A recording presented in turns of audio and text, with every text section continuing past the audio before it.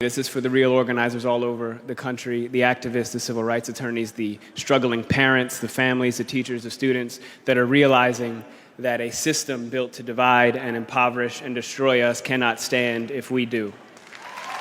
All right? It's kind of basic mathematics. The more we learn about who we are and how we got here, the more we will mobilize. Now, this is also in particular for the black women, in particular, who have spent their lifetimes dedicated to nurturing everyone before themselves. We can and will do better for you. Now, what we've been doing is looking at the data, and we know that police somehow manage to de-escalate, disarm, and not kill white people every day. So what's going to happen is we are going to have equal rights and justice in our own country, or we will restructure their function and ours.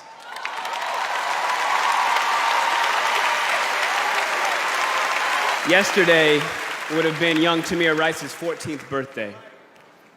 So I don't want to hear any more about how far we've come when paid public servants can pull a drive-by on a 12-year-old playing alone in a park in broad daylight, killing him on television and then going home to make a sandwich.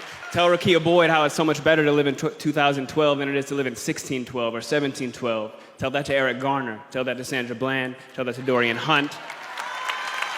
There has been no war that we have not fought and died on the front lines of. There has been no job we haven't done. There's no tax they haven't levied against us, and we've paid all of them. But freedom is somehow always conditional here. You're free, they keep telling us. But she would have been alive if she hadn't acted so free. Freedom is always coming in the hereafter. But you know what, though? The hereafter is a hustle. We want it now. And let's get a couple things straight. Just a little side note. The burden of the brutalized is not to comfort the bystander. That's not our job. All right, stop with all that. If you have a critique for the resistance, for our resistance, then you better have an established record of critique of our oppression. If you have no interest in equal rights for black people, then do not make suggestions to those who do. Sit down.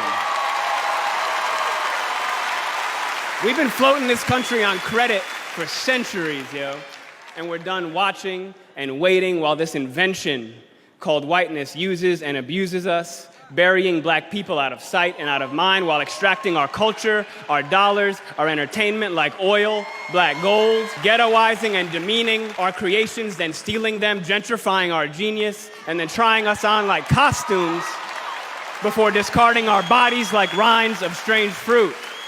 The thing is that just because we're magic doesn't mean we're not real.